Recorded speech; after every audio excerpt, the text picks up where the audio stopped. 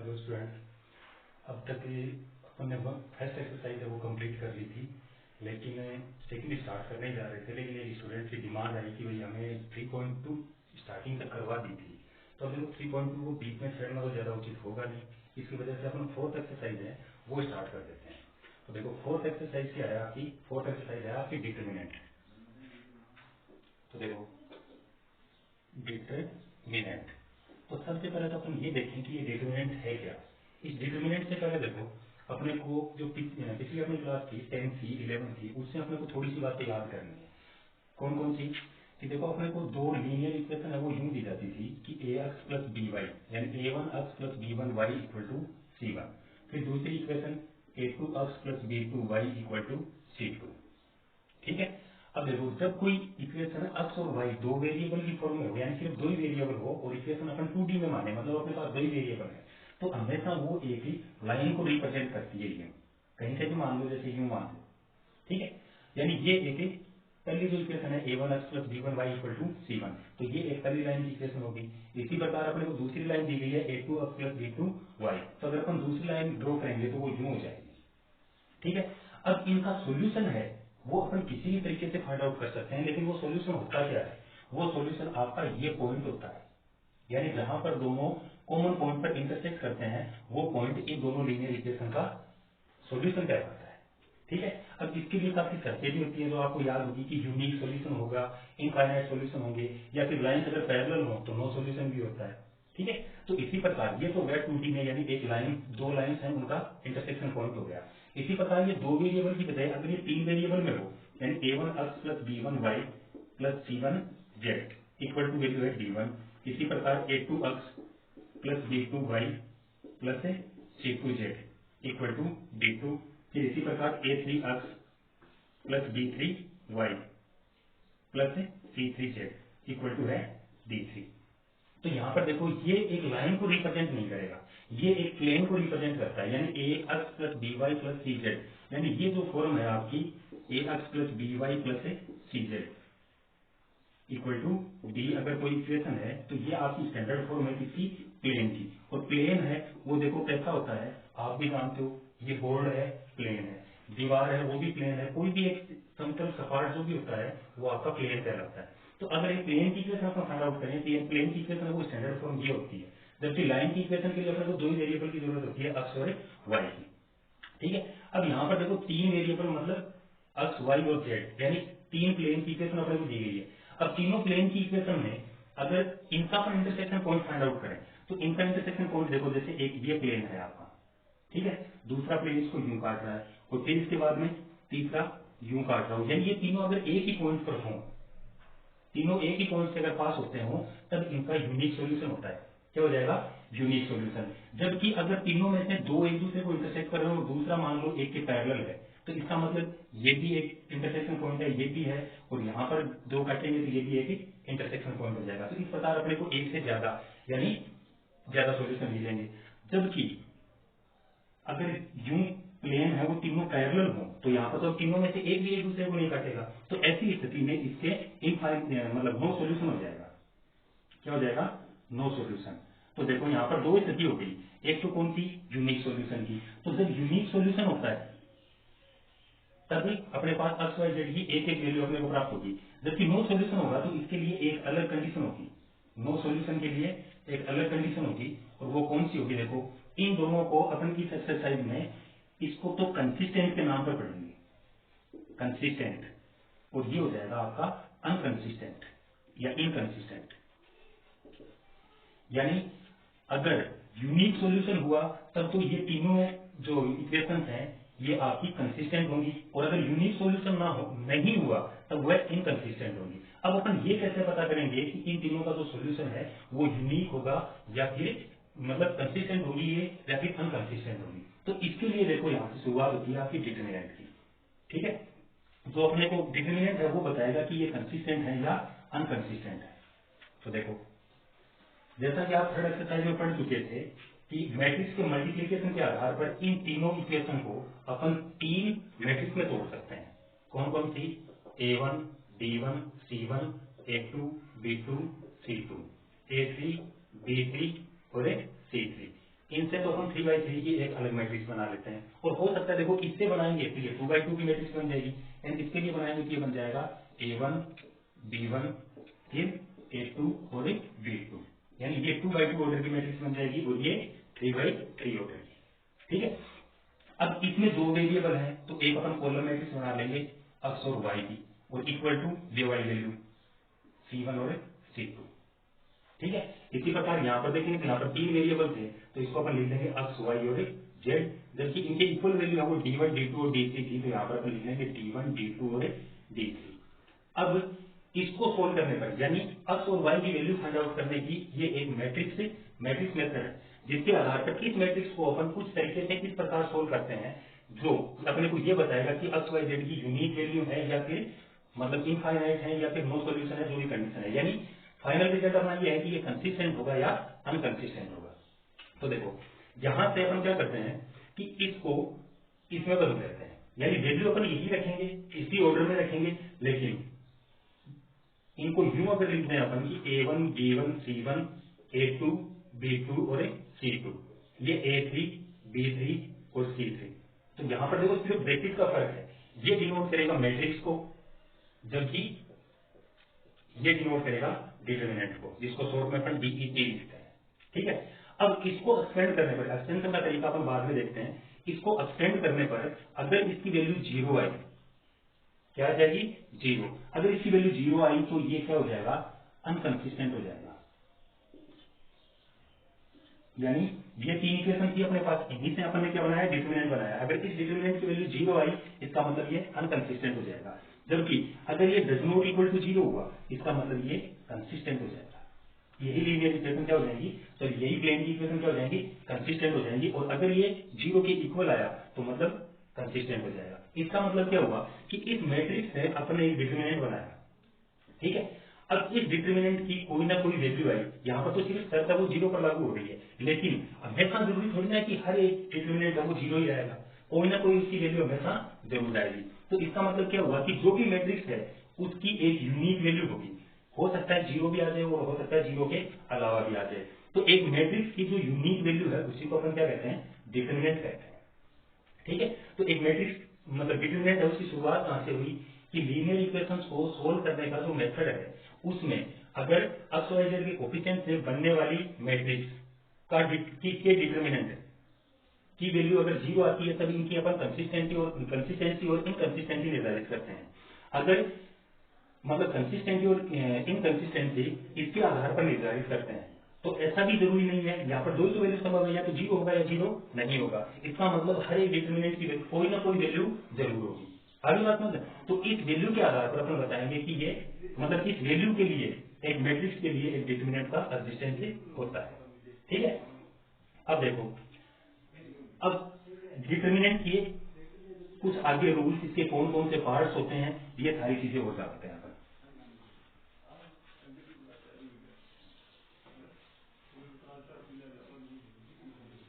तो देखो जैसे एक कोई मैट्रिक्स ए दी गई है आपको, इसका अगर अपन डिटरमिनेंट लिखेंगे तो ये यूं हो जाएगा।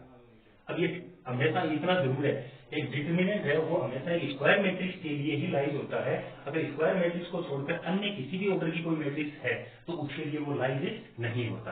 तो यहाँ पर देखो, अगर ए अपन कोई डिटरमिनेंट मान रहे हैं, इसका मतलब ये ए क्या होगी, एक स्क्वायर मैट्रिक्स होगी, यानी इसमें नंबर ऑफ कॉलम्स और नंबर ऑफ रो इक्वल होंगे। तो जैसे अपन 2x2 का ही मान लेते हैं, जिसमें फर्स्ट एलिमेंट है आपका A11, सेकंड है A12, फिर सेकंड रो के लिए A21 और A22, ये एक डिटरमिनेंट हो गया जिसमें 2 रो और 2 कॉलम है, मतलब ये 2x2 ऑर्डर का है। ठीक है, अब इसमें इसके पार्ट है वो कौन कौन से होते हैं, देखो सबसे पहले तो होता है इसका माइनर। क्या होता है, माइनर। और माइनर का मतलब क्या होता है कि हर एक जितनी वैल्यू दी गई है उन सब के लिए माइनर एग्जिस्टेंस होता है। यानी जैसे ये A11 है तो माइनर अगर अपन देखें A11 के लिए, तो माइनर का अपन m से डिनोट कर लेते हैं, M11 फाइंड आउट करें।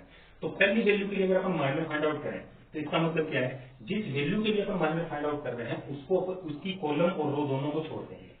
ठीक है, अब कॉलम और रो दोनों को छोड़ देंगे, मतलब ये दोनों एलिमेंट छूट जाएंगे और ये भी छूट जाएगा, तो बचेगा क्या, A22। तो M11 है वो इक्वल टू हो जाएगा A22 के। इसी आधार पर M12 फाइंड आउट करेंगे तो M12 क्या हो जाएगा, इस बार इसको छोड़ देंगे, इसको छोड़ देंगे ये बच जाएगा और ये भी बच जाएगा, बचेगा क्या A21, तो ये हो जाएगा A21। फिर M21 फाइंड आउट करें तो M21 मतलब इसके लिए हो जाएगा, तो इसको भी छोड़ देंगे और इसको भी छोड़ देंगे, तो बचेगा क्या A12। फिर इसी प्रकार M22 के लिए फाइंड आउट करें तो इसको छोड़ दें और इसको छोड़ दें, क्या बच जाएगा A11। ये हो जाएगा हर एक वैल्यू के लिए। इस तरीके से अपन माइनस फाइंड आउट करेंगे। लेकिन यहाँ पर देखो थोड़ा सा 2/2 का अपन ने एग्जाम्पल लिया है, इसलिए थोड़ा सा कम समझ में आता है। क्यों? क्योंकि अगर यहाँ पर 3/3 का डिटरमिनेंट होता तो एक अलग वैल्यू लागू हो जाती। तो देखो 3/3 का और ले लेते हैं, जैसे b इक्वल टू कोई एलिमेंट डिटरमिनेंट है 3/3 ऑर्डर का, तो B11, B12, B13, फिर B21, B22, B23, फिर B31, B32 और B33। ठीक है, ये 3/3 ऑर्डर का हो गया। अब यहाँ पर देखो, यहाँ पर तो सिर्फ 2/2 यानी 4 एलिमेंट है अपने पास, लेकिन यहाँ पर 3/3 ऑर्डर है। इसका मतलब अपने पास टोटल 9 एलिमेंट है, और 9 एलिमेंट है मतलब इसके लिए टोटल नंबर ऑफ माइनस है वो 9 होगा। यहाँ पर कैसे फाइंड आउट करेंगे अपन? पहले के लिए देखो, जैसे B11 के लिए फाइंड आउट करें तो माइनस तो M11 हो जाएगा। अब M11 मतलब इस एलिमेंट के लिए तो अपन इसको भी छोड़ देंगे और इसको भी छोड़ देंगे, तो यहाँ पर तो एक एलिमेंट बचा था, अपन सीधा सीधा लिख दिया, लेकिन यहाँ पर एक की वजह कितने बच गए? ये 4 बच गए। ठीक है, तो इन 4 के लिए अपन फाइंड आउट करेंगे कि क्या हो जाएगा B22, B23, फिर B32 और B33। ठीक है, इसी प्रकार अगर अपन M12 फाइंड आउट करें तो M12 मतलब इसके लिए हो जाएगा, इसको छोड़ देंगे और इसको छोड़ देंगे, तो इस बार ये दोनों बच जाएंगे और ये दोनों बच जाएंगे, तो कौन सा डिटरमिनेंट बचेगा? B21, B23, B31 और B33। ठीक है, तो इस प्रकार अपन हर एक एलिमेंट के लिए इससे माइनर फाइंड आउट कर सकते हैं। ठीक है, अब देखो माइनर के बाद में बात आती है कोफैक्टर की। तो कोफैक्टर और माइनर में देखो थोड़ा सा फर्क होता है कि कोफैक्टर के लिए मान लो अपन F11 से डिनोट करें इसको, यानी पहली वैल्यू के लिए जितने माइनर होंगे उतने ही कोफैक्टर भी होंगे। ठीक है, तो देखो कोफैक्टर अगर अपन फाइंड आउट करें तो मान लो पहले एलिमेंट के लिए अपन कोफैक्टर फाइंड आउट कर रहे हैं, तो ये हो गया F11। अब F11 को अपन कैसे डिनोट करेंगे कि -1 की पावर यहाँ पर जो जितनी वैल्यू आती है उन दोनों का सम हो जाएगा, यानी Fij के लिए अगर अपन फाइंड आउट करना चाहें तो -1 की पावर i प्लस j, और इनटू में वैल्यू रखेंगे अपन M11 यानी इसका माइनर। तो इसका माइनर जैसे अपन इसके लिए बात करें तो यहाँ पर F11 फाइंड आउट करोगे आगे तो क्या हो जाएगा -1 की पावर 1 प्लस 1, और कितना था ये A22, यानी इनटू में वैल्यू आ जाएगी A22। अब -1 की पावर 1 प्लस 1 यानी -1 की पावर 2 यानी स्क्वायर हो गया, और स्क्वायर के लिए ये वैल्यू पॉजिटिव हो जाएगी, पॉजिटिव हो जाएगी, ये हो जाएगा A22। ठीक है, तो इस प्रकार अपन फाइंड आउट करेंगे कोफैक्टर। जबकि यहाँ पर अगर अपन कोफैक्टर फाइंड आउट करें इसके लिए तो जैसे मान लो F11 फाइंड आउट किया हमने तो -1 की पावर वापिस 1 प्लस 1, और इनटू में इसका माइनर है वो ये पूरा बचा था, तो ये क्या हो जाएगा B22, B23, B32 और B33। ठीक है, अब यहाँ पर तो देखो सिंगल वैल्यू आई तो अपन आसानी से फाइंड आउट कर दिया, लेकिन यहाँ पर इनको आगे कैसे सोल्व करेंगे? तो इनको आगे सोल्व करने का तरीका है कि पहले इसको इधर से इधर मल्टीप्लाई कर दो और उसके बाद में इधर से इधर सेपरेट कर दो, यानी ये जो माइनर है वो क्या आ जाएगा कि B22 इंटू में B33, फिर माइनस B23 इंटू में B32। इसी प्रकार इसको भी सोल्व कर सकते हैं और इसको भी सोल्व कर सकते हैं, यानी इसको सोल्व करेंगे तो माइनस का स्क्वायर प्लस हो जाएगा, वापिस ये क्या आ जाएगा B22 B33 minus B23 into में B32। ठीक है, तो इस प्रकार अपन माइनर और कोफैक्टर को एक डिटरमिनेंट के लिए फाइंड आउट कर सकते हैं। ठीक है, अब माइनर और कोफैक्टर के बाद में देखो बात आती है डिटरमिनेंट की वैल्यू की, यानी जैसे थोड़ी देर पहले कहा था कि एक डिटरमिनेंट है वो 0 भी हो सकता है और 0 के अलावा भी कोई वैल्यू आ सकती है, लेकिन वो जो वैल्यू आएगी उसको हम फाइंड आउट कैसे करेंगे? तो देखो ये डिपेंड करता है कि, या फिर सिंपल सा कंसेप्ट यही है कि एक डिटरमिनेंट की रो या कॉलम के सारे एलिमेंट्स को अगर उसके कोरेस्पॉन्डिंग अपन मतलब कोफैक्टर से मल्टीप्लाई करके अगर सोल्व कर लें तो जो वैल्यू आएगी वो आपकी डिटरमिनेंट की वैल्यू होगी। जैसे मान लो कि ए कोई डिटरमिनेंट है जो 3/3 ऑर्डर का, 3/3 ऑर्डर का मतलब A11, A12, A13, फिर A21, A22, A23, फिर A31, A32 और A33। अगर इसको अपन सोल्व करके वैल्यू फाइंड आउट करना चाहें तो ये वैल्यू क्या होगी? देखो तो क्या बताया था आपको कि किसी भी रो या कॉलम के एलिमेंट्स को कोरेस्पॉन्डिंग कोफैक्टर से मल्टीप्लाई करके अपन सोल्व कर लें। ठीक है, तो देखो सबसे पहले अपन फर्स्ट रो की रेस्पेक्ट में एक्सपेंड करते हैं, तो पहली वैल्यू क्या है A11, तो A11 इंटू में को फैक्टर क्या हो जाएगा इसका, A11 मतलब इंटू में -1 की पावर 1 प्लस 1 और इंटू में क्या बच जाएगा, इसको छोड़ देंगे और इसको छोड़ देंगे तो ये 4 वैल्यू बचेगी। ये 4 वैल्यू हो जाएगी आपकी A22, A23, A32 और A33। ठीक है, इसके बाद में इसका सेकंड एलिमेंट क्या है, A12, यानी प्लस में A12 और इंटू में -1 की पावर 1 प्लस 2। अब इसको छोड़ देंगे वो इसको छोड़ देंगे तो ये 2 बच जाएंगे और ये भी 2 बच जाएंगे, तो वापिस 4 वैल्यूज आ जाएंगे अपने पास, यानी डिटरमिनेंट आ जाएगा आपका A21, फिर A23, फिर A31 और A33 प्लस। अब इसकी थर्ड वैल्यू क्या है, A13 है, इसका मतलब A13 इंटू में -1 की पावर 1 प्लस 3। अब इस एलिमेंट को अगर अपन छोड़ देंगे तो क्या बचेगा, इसको छोड़ देंगे और इसको छोड़ देंगे तो 2 वैल्यू तो ये बच गई और 2 वैल्यू ये बच गई। तो A13 को छोड़ना है मतलब ये छोड़ देंगे और ये छोड़ देंगे तो ये 4 वैल्यू बच जाएंगी, यानी इंटू में डिटरमिनेंट हो जाएगा आपका A21, A22, A31 और A32। ठीक है, अब जैसे थोड़ी देर पहले आपको बताया था कि 2/2 का जो डिटरमिनेंट है उसको अपन सोल्व कैसे करेंगे, इधर से इधर मल्टीप्लाई करके इसको इसके मल्टीप्लीकेशन को सेपरेट कर देंगे। तो अगर अपन सोल्व करेंगे ये क्या हो जाएगा, A11 -1 की पावर 2 है मतलब ये प्लस का रह जाएगा, इंटू में ये क्या हो जाएगा A22 इंटू में A33 माइनस A23 इंटू में A32।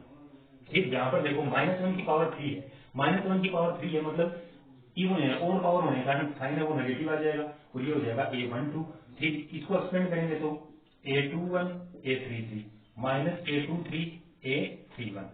फिर यहाँ पर वापस -1 की पावर 4 आ रही है मतलब प्लस हो जाएगा, तो प्लस A13 इंटू में इसको सोल्व करें तो A21 A32 minus A22 A31। तो ये हो जाएगा डिटरमिनेंट का एक्सपेंशन। ठीक है, अब इसके देखो और भी तरीके काफी होते हैं, जैसे एक वो कौन सा है, सूर्य सूत्र है या सूर्य फॉर्मूला है या ऐसे कुछ है, उसको देख उसके अनुसार देखो वो थोड़ा सा ज्यादा आसान रहता है। किस प्रकार कि जैसे मान लो ये आपको एलिमेंट्स दिए गए हैं, इन एलिमेंट्स को अपन यूं लिख लेते हैं कि A11, A12, A13, फिर A21, A22, A23, फिर A31, A32 और A33। इसके बाद में ये जितने ऑर्डर का होता है उससे मतलब जितने ऑर्डर का, जैसे यहाँ पर 3 ही रो और 3 ही कॉलम है, तो अपन क्या करेंगे कि इसकी 2 रो यानी जितने ऑर्डर का है उससे एक कम, यानी 3 का है तो उससे एक कम यानी 2 हो जाएगा।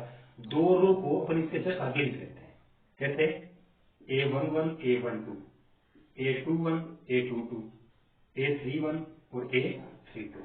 अब इसके बाद में नियम क्या आता है देखो कि यहां से अपन इसको डायगनली मल्टीप्लाई करना शुरू करते हैं, जैसे ये तीनों वैल्यू, फिर इसके बाद में ये तीनों वैल्यू और फिर इसके बाद में ये तीनों वैल्यू। ठीक है, फिर इधर से अपन डायगनली मल्टीप्लाई करना शुरू करेंगे मतलब ये तीनों वैल्यू और ये भी तीनों वैल्यू। तो यहाँ पर 2 वैल्यू बच जाएंगे, देखो ये वापिस A1 2, चलो ठीक है, ये बच जाएगा और ये बच जाएगा, तो इनको छोड़ देना अपने कोई मतलब नहीं है। इसके बाद में देखो क्या होता है कि पहले ये वाला आया था, तीनों को मल्टीप्लाई कर दो, यानी A11, A22, A33। ठीक है, जो भी साइन प्लस माइनस के अनुसार है उसके अनुसार बाकी अपने को प्लस मार के करना है। फिर दूसरी क्या हो जाएगी A12, A23 और A31, यानी A12, A23 और A31। फिर तीसरा हो गया A13, A21 और A22, यानी A13, A21 और A32। ठीक है, ये तो गए ऊपर से नीचे की तरफ आने वाले। अब इनको हम सेपरेट कर देते हैं, तो माइनस पहले के अनुसार देखेंगे तो A31, A22, A13 प्लस इनको मल्टीप्लाई करेंगे तो A32, A23 और A11 प्लस इनको मल्टीप्लाई करेंगे तो A33, A21 और A12। अब इसको अपन सोल्व करेंगे तो ये वैल्यू और ये वैल्यू दोनों आपस में इक्वल है। आई बात समझ में? तो डिटरमिनेंट की इसके अनुसार वैल्यू थोड़ी ज्यादा आसान रहेगी, सिर्फ अपने को 2 रो है वही लिखनी पड़ेगी। ठीक है, चलो अब इसके बाद में देखो ये तो है डिटरमिनेंट का एक्सपेंशन। अब इसके यूजेस यानी इसको काम में कहां कहां पर लिया जा सकता है, यानी कौन कौन से टाइप की कैलकुलेशन है वो अपन यहाँ पर कर सकते हैं। तो देखो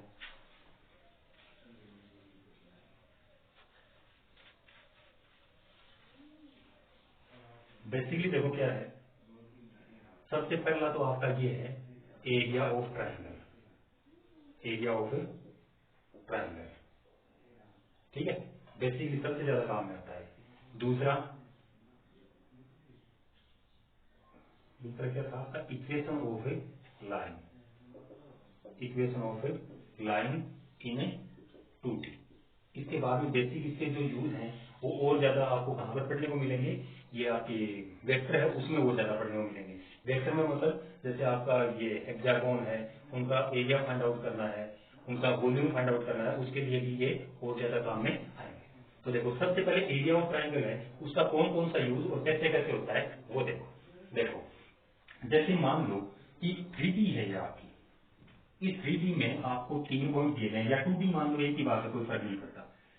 2D मानेंगे तो अपने को तीसरा वेरिएबल में तीसरी वैल्यू फिक्स करनी पड़ेगी। देखो यहाँ पर 2D मान के चले तो मान लो 3 वैल्यू है अपने पास तीन, ठीक है।